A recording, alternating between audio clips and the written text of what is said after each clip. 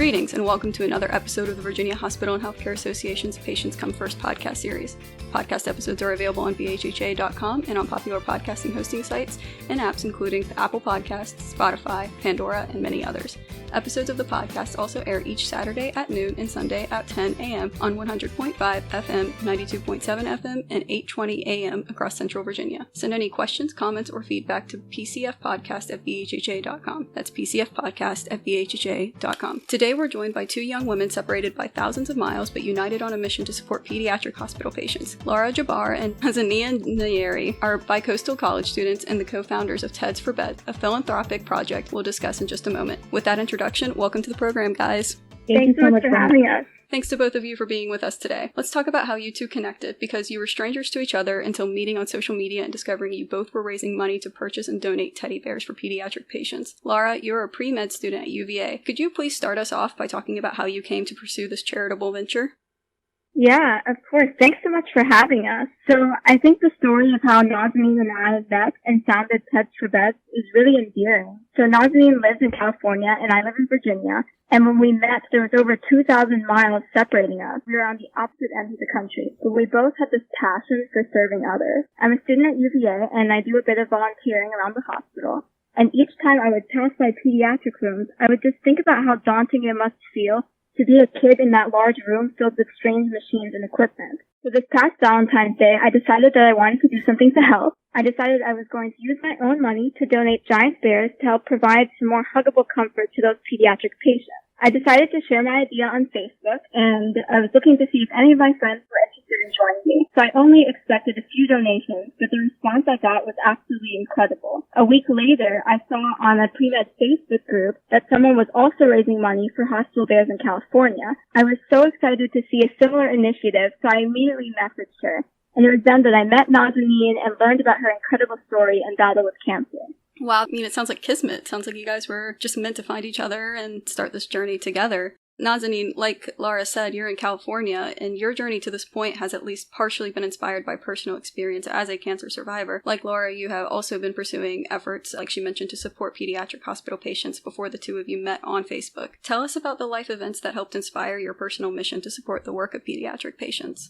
So I was once a cancer patient. I was treated at UCLA in high school during my senior year. I was diagnosed with a rare form of cancer called synovial sarcoma, which is soft tissue cancer. And as Laura said, it's striking how Laura felt while passing my patient's room while volunteering, because as she mentioned, that's how I exactly felt during my 25 days of radiation. I felt isolated in a large room with large machines hovering over me. I felt a sense of isolation, like feelings of vulnerability and powerless, which then led me to gain a valuable angle in life. And as a cancer survivor today, I feel it is my duty and obligation to share a sense of hope with others. When Laura messaged me on Facebook, we immediately video chatted and bonded over our similar goals and missions. We began collaborating, and by Valentine's Day, we donated hundreds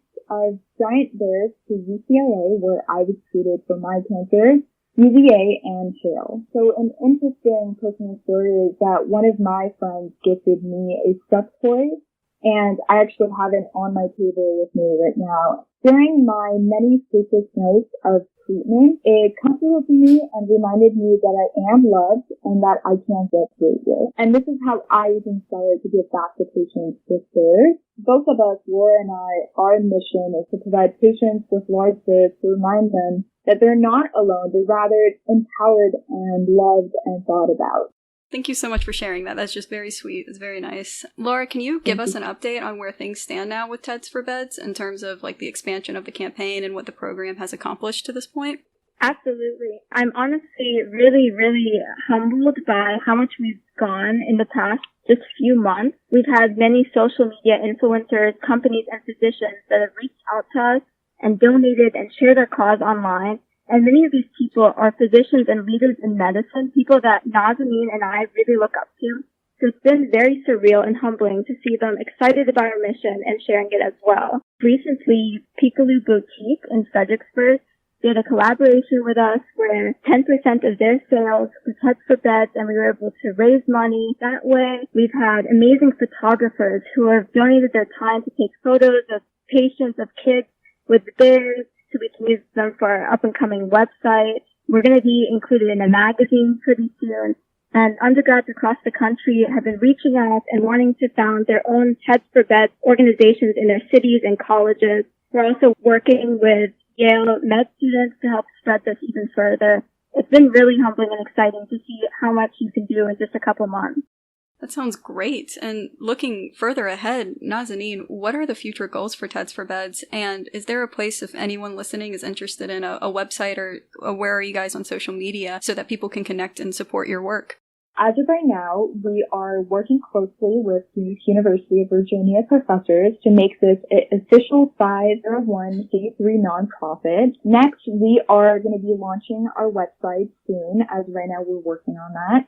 And then thirdly, we are actively every single day spreading awareness about our cause. And for anyone who is interested to donate, to reach out to us, to contact us, we have a active Instagram page at Heads for Beds to sponsor a teddy bear, which costs $15. And you can Venmo $15 to Heads for Beds. And that is 1515, correct? Yes.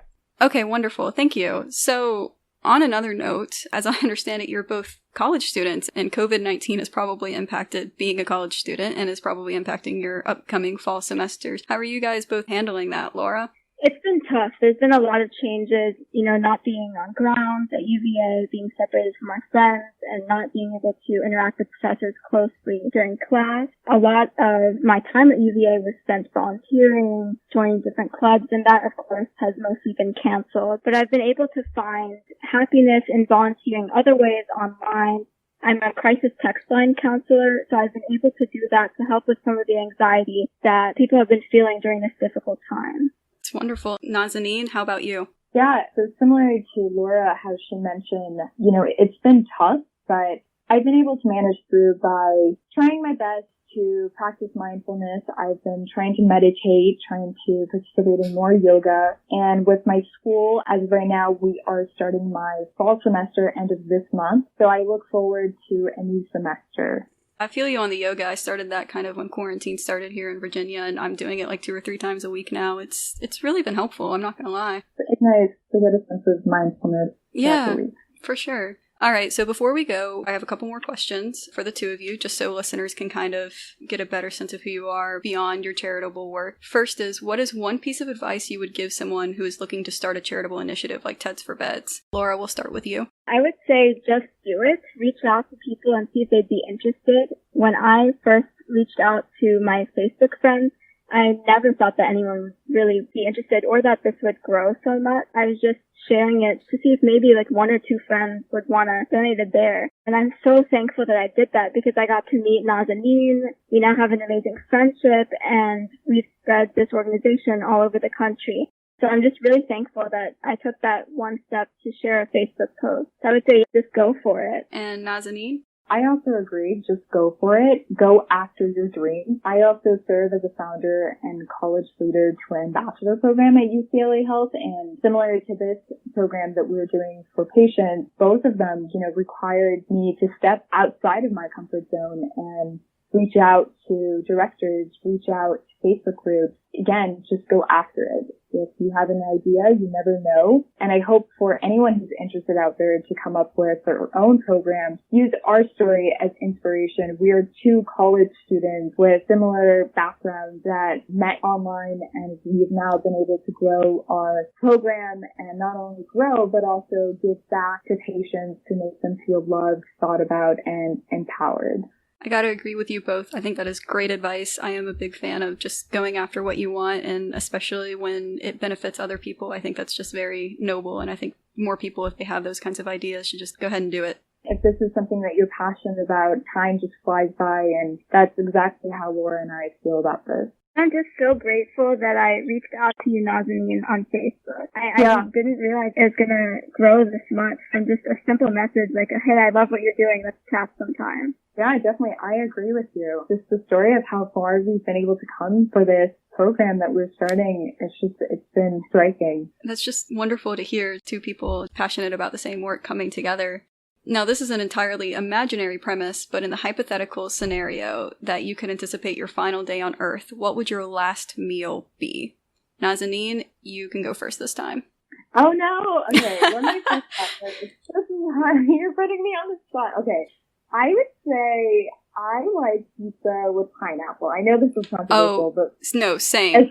Pineapple and bacon is my favorite pizza. Those are my favorite pizza toppings. Yes, I agree with you. Yes. I agree too. Oh, that's cool. Oh, yeah. Big fan of pineapple on pizza. Small group.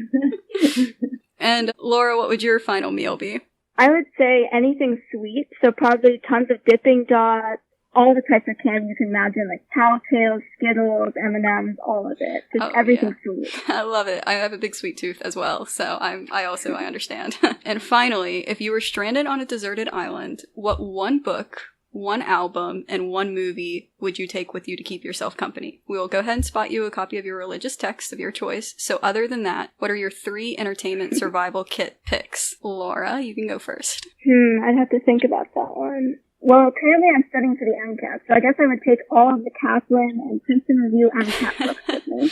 Okay. and some relaxing, like, lo-fi music to study to.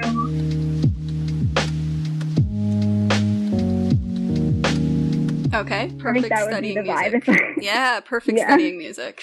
And one movie. One movie. I'll have to think about that one. I'm not sure. Okay. Nazanin, do you have your 3 picks? Yes, I have the first one, which is a book. So right now I am reading Mindset, which is a new psychology of success by Dr. Carl. So that would be my first book because I plan to finish this by sometime. My song choice would be Conversations in the Dark by John. I forgot his last name. Talk, let's have conversations in the dark. Okay. And then movie, I'm not really sure. I don't have a choice or preference for a movie, but I would bring neither. I can't even think of anything. Yeah, I can't think of a movie. Maybe I would watch like a Netflix series. I don't know exactly one, but I would also bring like a journal with myself so I can document. Sure. My days. I agree with that. I've actually kept a journal since I was like 9 years old. Oh my gosh, that's actually really impressive. I didn't start journaling until like probably college. I wish I'd started journaling much earlier, but... It's cool to look back and see like the things you were thinking as a kid and as you grow, like how your mindset's changed. I'm sure. I think I'm with you guys. I think taking a journal on the island would probably be a lot more beneficial to me than taking a movie. Well, that brings us to the close of another episode of the Virginia Hospital and Healthcare Association's Patients Come First podcast. If you liked what you heard, please make sure to leave us a 5-star review on Apple Podcasts and subscribe so you know when new episodes are released. And thanks to our guests, Laura and Nazanin, for joining us today. Thank you so much for having us, and thank you for everyone who Thanks so much.